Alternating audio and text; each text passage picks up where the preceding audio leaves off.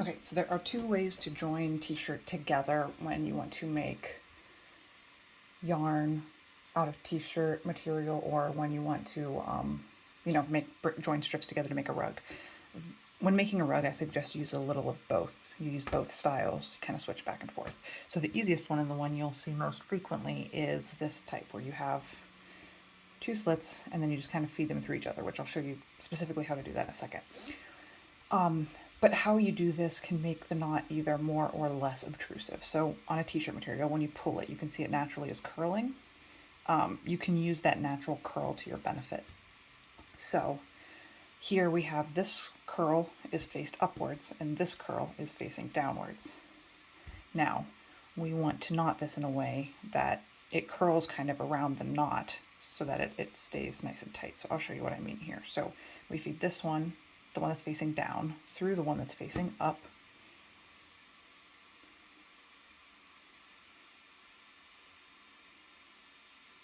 I did it backwards. The one that's facing up, we feed through the one that's facing down.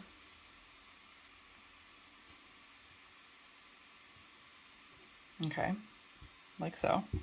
And then you take the end of the one that's facing down and feed it through this one that's still facing up.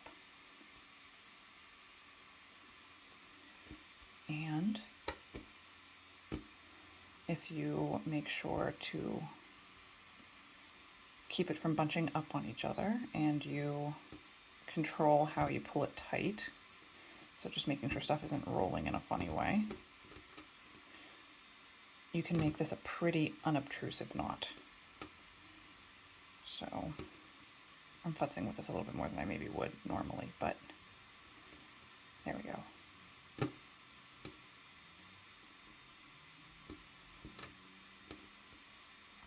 You can see how it just kind of wraps around itself. So obviously there's a knot there, but stuff isn't sticking everywhere.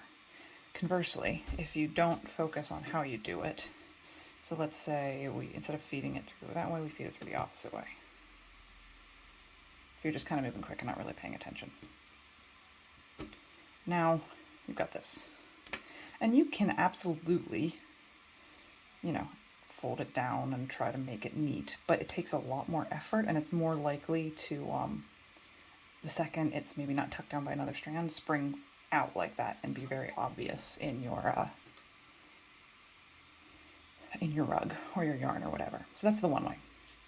The other way is sewing it together. This obviously takes a lot more time but has a much neater effect.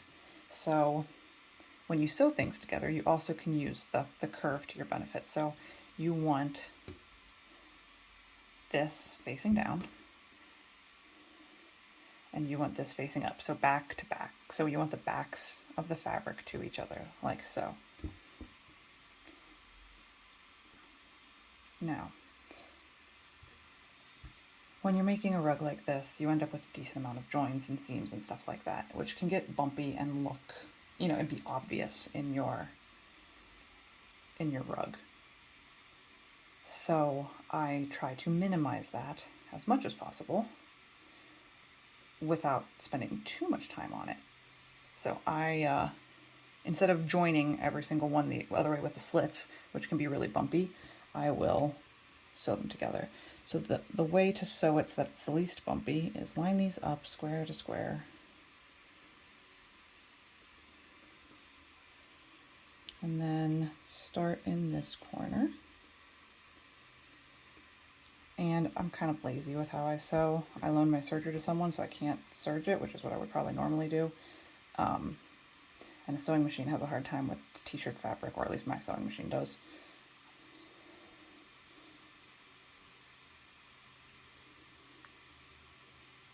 So,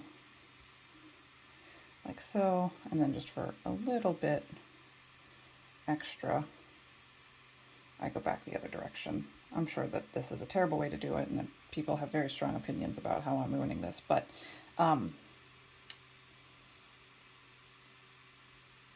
this is how I do. So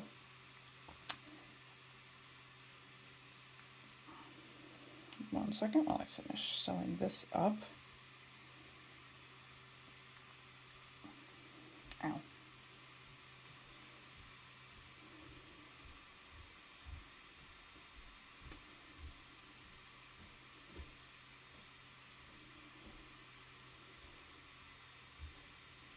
knotted, of course.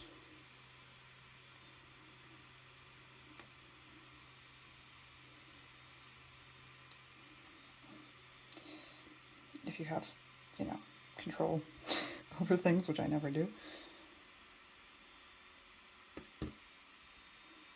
Right.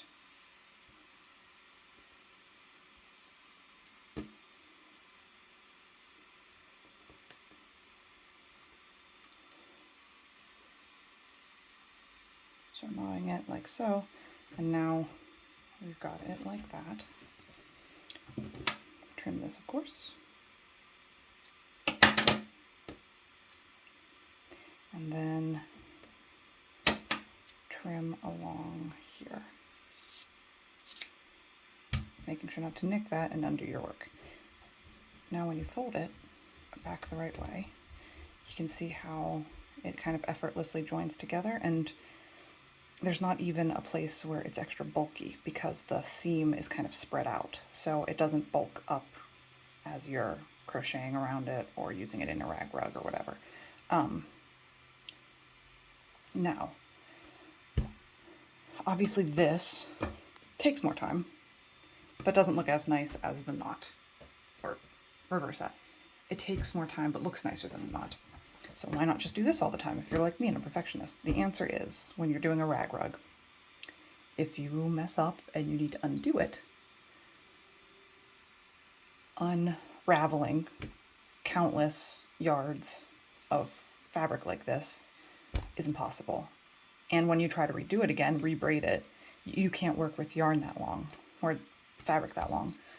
So I found myself having to cut the stuff that I so meticulously sewed together into manageable pieces to actually weave with or braid with or whatever.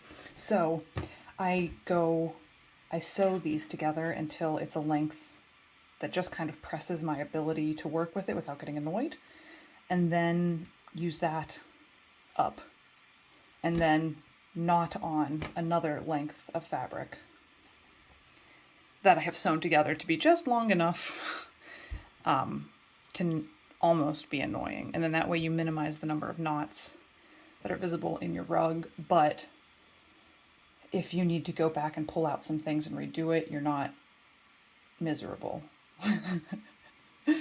And believe me, in the early days especially, you're going to be redoing it a lot. I redid my first braided in no-sew rug 6 times before I really started to understand the physics of how the fabric lays and stuff like that. So